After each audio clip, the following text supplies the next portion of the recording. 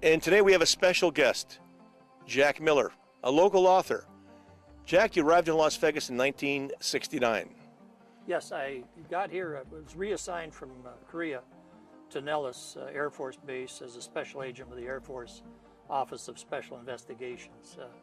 We did criminal and counterintelligence work for the Air Force. I was here, I homesteaded the place. I was there for 6 years and then retired. Criminal counterintelligence, what was that about? Any felony committed by an Air Force member or a civilian employed by the Air Force would come under our jurisdiction. Or if the Air Force was the victim of a felony, then we would have jurisdiction. We also did counterintelligence in the form of counterespionage, counter spies. After that, what did you do? After I retired in '75, I went to work for the district attorney's office here. We worked white-collar crime, conspiratorial crimes, ran surveillances on Tony Spilatro and his boys at the Stardust. So then you went to work for? I went to work for gaming, the Nevada Gaming Control Board. That's the state of Nevada? Yes, in the enforcement division. There we did patron complaints, cheating investigations, training of other jurisdictions on cheating and cheating detection, training the casinos on how to protect themselves against cheaters. This topic is interesting because I haven't seen it written up about or talked about, but it's basically a story about the grand jury. What's the name of the book going to be, Jack? The working title right now is Sin City Indictment. My 12 months, October 2011 to October 2012. Say you actually sat on the grand jury? I did sit on a grand jury, as a matter of fact. And that's... So you really did this? Absolutely. So this is not a fiction book. This is a book that's based on true stories? This is, what I did was we met every Thursday from about 8:30 in the morning until 5 o'clock at night. 17 of us, along with a deputy district attorney and a court reporter. We would hear cases of crimes that were committed here in Clark County.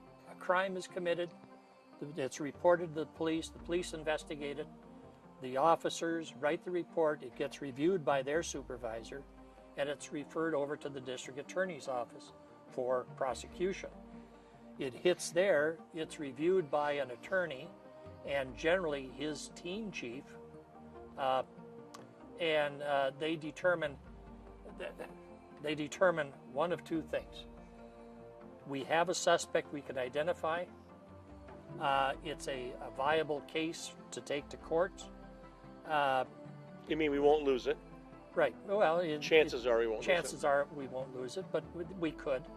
And their choices are either to go to a preliminary hearing in justice court or take it to the grand jury.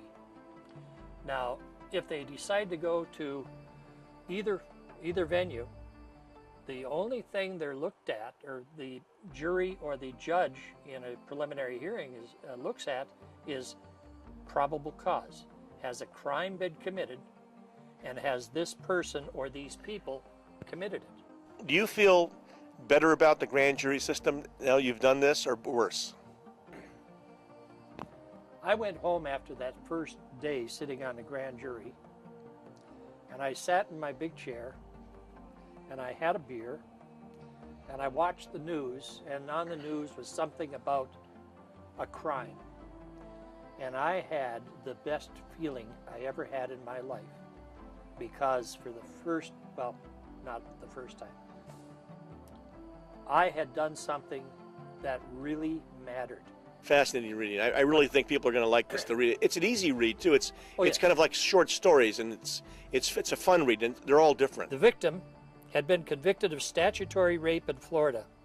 His girlfriend was only 15, and the parents complained about this 20-year-old boyfriend. He was tried, and he was sentenced to 3 years, and he served his time.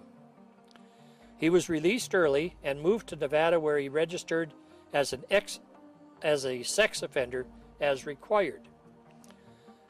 He was stayed in a halfway house with other convicts out on parole or awaiting